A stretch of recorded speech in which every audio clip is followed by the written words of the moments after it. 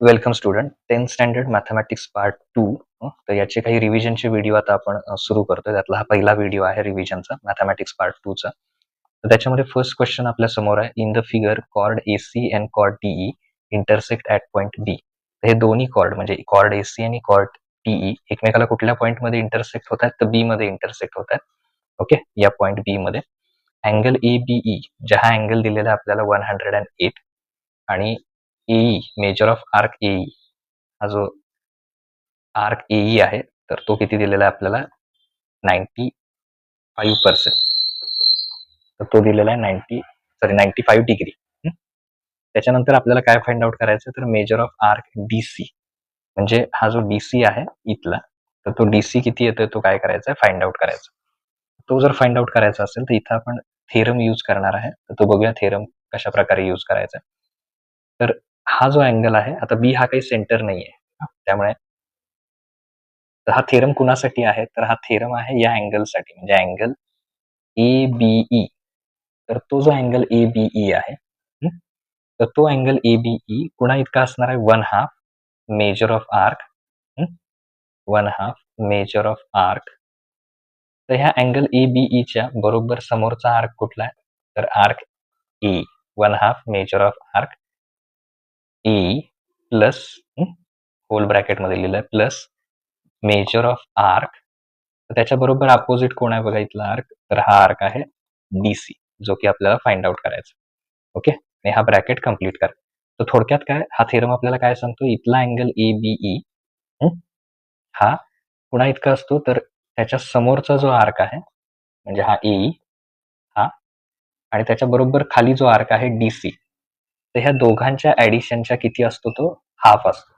आणि याच्यामध्ये आपण कुठला थेरम यूज करतो तो थेरम मेन्शन करणं गरजेचं आहे. तर तो थेरम इथे लिहूया by theorem of internal division of chords. तर हे लक्षात ठेवा फुल फॉर्म आणि तुम्ही फुल फॉर्मच लिहा by theorem of internal division of chords. आता व्हॅल्यू पुट करूया ABE ची जी व्हॅल्यू आहे बघा इथे ABE ची व्हॅल्यू किती आहे 108. ती व्हॅल्यू इथे पुट करूया इथे ABE 108. त्याच्यानंतर 1/2 मेजर ऑफ आर्क AE दिलेला आहे आपल्याला किती आहे तो 95. त्यामुळे त्याची डायरेक्ट व्हॅल्यू घेऊया. Just a minute. Direct value किती येणार त्याची 95 प्लस DC आपल्याला फाइंड आउट करायचा आहे. जो DC दिसतो इथे तो फाइंड आउट करायचा. तर तो तसाच लिहूया मेजर ऑफ आर्क DC. आता हा अपॉन मध्ये 2 आहे म्हणजे डिवाइड आहे तो इकडे येऊन काय होईल मल्टिप्लाय होईल म्हणजे 108 मल्टिप्लाय 2 इकडे काय राहील 95 प्लस पुढचा किती आहे मेजर ऑफ आर्क DC. मग 108 त्याच्यात डबल केलं तर 216 आणि हा प्लस 95 याच्याकडे येऊन काय होणार मायनस होणार. इकडे कोण राहणार फक्त मेजर ऑफ आर्क DC. मग आता measure of arc DC is equal to हे जर दोघे एकमेकांमधून मायनस केले आपण तर किती येणार आहे 121 डिग्री मायनस केल्यावर. ओके 121 डिग्री हे आपलं करेक्ट आन्सर असणार आहे. नाव next question find the distance between the points. हे जे दोन पॉइंट्स दिलेत P आणि Q तर या दोघांच्या मधला आपल्याला डिस्टन्स फाइंड आउट करायचा. तर P काय दिलेला आहे -1 आणि 1 आणि Q ची व्हॅल्यू काय आहे 5 आणि -7. तर हे दोन दिल्यानंतर सगळ्यात पहिल्यांदा आपण x1 y1 आणि त्यानंतर x2 y2 हे फाइंड आउट करायचे. तर हे पहिले दोघे येणार x1 y1 म्हणजे -1 आणि 1 आणि पुढचे दोघं येणार x2 y2 म्हणजे 5 आणि -7.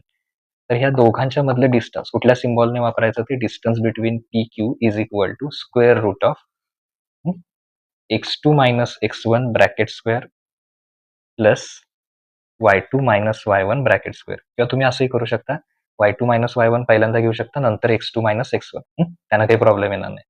स्क्वेअर रूट ऑफ x2 किती आहे बघा x2 ची व्हॅल्यू आहे 5 तर ती पहिल्यांदा घेऊया 5 मायनस x1 ची व्हॅल्यू किती आहे परत मायनस आहे -1 ब्रॅकेट स्क्वेअर प्लस y2 ची व्हॅल्यू किती आहे -7 मायनस y1 ची व्हॅल्यू किती आहे 1 ब्रॅकेट स्क्वेअर. त्याचं पॉझिटिव्ह आहे पण मध्ये मायनस आहे. आता इथे एक स्टेप मी इथं जास्त घेतोय 5 मायनस मायनस काय होणार आहे plus 5 plus 1 bracket square plus -7 -1 म्हणजे किती येणार? साइन सेम म्हणजे ॲडिशन आणि स्क्वेअर येणार. तर 5 + 1 किती येणार? 6. 6 चा स्क्वेअर. 6 6 जा 6 × 6 किती येणार? 36. तर इथं येणार 36 आणि -8. तर -8 × -8. 8 8 जा 64 आणि दोघं मायनस मायनस काय होणार? प्लस. म्हणजे किती येणार? +64 मायनस मायनस प्लस होणार ते. तर ह्या दोघांची जर ॲडिशन केली म्हणजे 36 आणि 64 तर ते किती येणार आहेत? 100 आणि आता 10 चा स्क्वेअर केलात तुम्ही. तर 10 × 10 किती येणार? 100 म्हणजे 100 चं स्क्वेअर रूट किती येणार? 10. म्हणजे थोडक्यात P आणि Q मधलं डिस्टन्स किती येणार? तर त्याचा आन्सर येणार आहे 10. Okay. Now next question. Find the length of diagonal of rectangle having sides 11 centimeter and 60 centimeter. तर समजा एक रेक्टँगल घेतला मी. हा रेक्टँगल आहे इथे ABCD. ABCD हा रेक्टँगल आहे. तर रेक्टँगल म्हणजे काय? प्रत्येक अँगल किती डिग्रीचा असणार आहे? 90 डिग्री. ओके. तर त्यातल्या एका डायगोनलची लेंथ, समजा ही AC एक डायगोनल आहे. त्या डायगोनलची लेंथ फाइंड आउट करायची आहे. तर त्यातलं एक साइड आहे 60 सेंटीमीटर आणि एक साइड आहे 11 सेंटीमीटर. तर 11 सेंटीमीटर असेल तर मग काय करायचं? इथे AC फाइंड आउट करायचं. तर इथून स्टार्ट करूया. Quadrilateral ABCD is rectangle. तर रेक्टँगल मधले प्रत्येक अँगल 90 डिग्री असतात. देअरफॉर इन ट्रायंगल ADC हा ट्रायंगल घ्यायचा आहे आपल्याला. ADC एवढा ट्रायंगल. याच्यामध्ये D किती डिग्रीचा आहे? 90. So in triangle ADC, angle D is equal to 90 degree. मग आता आपण पायथागोरस यूज करूया. तर पायथागोरस कसा यूज करणार? Hypotenuse square. मग त्याच्यात हायपोटेनियस कोण आहे? AC. कारण 90 डिग्रीच्या समोर म्हणजे hypotenuse. So AC square is equal to खाली असणारा बेस घ्यायचा DC square plus AD square. Okay. आता DC ची व्हॅल्यू किती आहे? तर 60 आहे. तर 60 चा स्क्वेअर करायचा. AD ची व्हॅल्यू किती आहे? 11. 11 चा स्क्वेअर करायचा. 6 चा स्क्वेअर 36 आणि 0 डबल होणार स्क्वेअर करताना. 6 चा स्क्वेअर 36 आणि स्क्वेअर करताना 0 डबल प्लस 11 चा स्क्वेअर. 11 × 11 किती येणार? 121. तर ह्या दोन्हींची जर ॲडिशन केली 3721. मग आता स्क्वेअर रूट घ्यायचं. Taking square root. तर दोन्हीकडे स्क्वेअर रूट घेऊया. तर इथे किती येणार? 3721. तर स्क्वेअरला स्क्वेअर रूट कॅन्सल होईल. फक्त कोण राहणार? AC. तर हा कुणाचा स्क्वेअर आहे हे जर शोधायचं असेल तिथे मी तुम्हाला एक हिंट देतोय. 41 × 41 करा. तर त्याचा आन्सर येते का बघा? 3721. ओके. तर हे येतंय. क्रॉस चेक करून बघा. तर मग याचा स्क्वेअर रूट किती येणार? तर कुणाचा स्क्वेअर आहे हा? 41 चा. त्यामुळे त्याचा स्क्वेअर रूट किती येणार? 41 centimetre. Therefore length of diagonal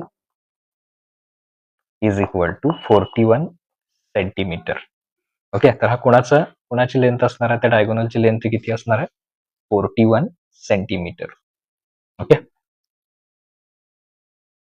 Now next question. If sin theta is equal to 7/25, then find the value of cos theta and tan theta. तर याच्या व्हॅल्यू आपल्याला फाइंड आउट करायच्या. तर त्यासाठी आपण एक फॉर्म्युला यूज करणार याच्यामध्ये. sin square theta plus cos square theta is equal to 1. मग आता याच्यात साईनची जर व्हॅल्यू बघितली आपण, साईनची व्हॅल्यू किती आहे? 7/25 bracket square plus cos square theta is equal to 1. तर 7 चा स्क्वेअर किती येणार? 7 7 जा 49 आणि 25 चा स्क्वेअर रूट किती येणार? सॉरी, स्क्वेअर किती येणार? 625. 7 × 7 49 येणार. तसं 25 × 25 केलं तर किती येणार? ते 625. पुढचं आहे तसं घ्या. Cos square theta is equal to 1. आता आपल्याला कॉस स्क्वेअर थीटा पाहिजे आहे. तर याला सगळ्याला इकडे शिफ्ट करूया 1 कडे. म्हणजे 1 - 49/625. तर हे जर करायचं असेल इथं या 625 न 1 ला मल्टिप्लाय करायचं. 625 1 जा 625. पुढचा आहे तो मायनस करायचा. -49 डिनॉमिनेटर आहे तसा ठेवायचा 625. That means cos square theta is equal to, हे जर मायनस केलं एकमेकांमधून, कारण आपण इकडे काय ठेवलंय? Cos square theta. तेच मी इथे घेतलं. हे मायनस केल्यावर चेक करा येते का? 576 आणि अपॉन मध्ये किती राहिले? 625. तर मग काय करायचं, टेकिंग स्क्वेअर रूट, दोन्हीकडे स्क्वेअर रूट घेऊया आपण. Cos square theta 576 upon 625. तर काय होईल, स्क्वेअरला स्क्वेअर रूट कॅन्सल होईल, फक्त काय राहील कॉस थिटा. आणि हे जे आहेत 576, तर 24 मल्टिप्लाय 24 केलं तर किती येणार, 576. म्हणजे 576चं स्क्वेअर रूट किती येणार, 24. 25 इंटू 25 किती येते, 625. म्हणजे 625चं स्क्वेअर रूट किती येणार, 25. म्हणजे कॉस थिटाची व्हॅल्यू किती आली, 24 अपॉन 25. आणि आणखीन एक आपल्याला फाइंड आउट करायचा आहे टॅन थिटा. तर त्यासाठी एक फॉर्म्युला लिहायचा, sine theta upon cos theta. Sine theta दिला आपल्याला क्वेश्चन मध्येच ऑलरेडी, किती आहे तो 7/25.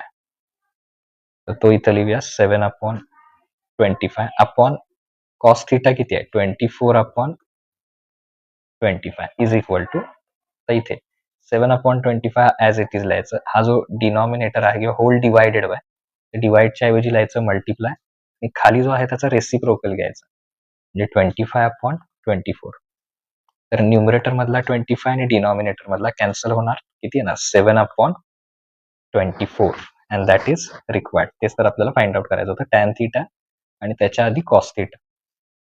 तर नेक्स्ट व्हिडिओमध्ये आपण नेक्स्ट जे रिव्हिजन आहे, रिव्हिजनचे क्वेश्चन आहेत ते बघूया. थँक्यू.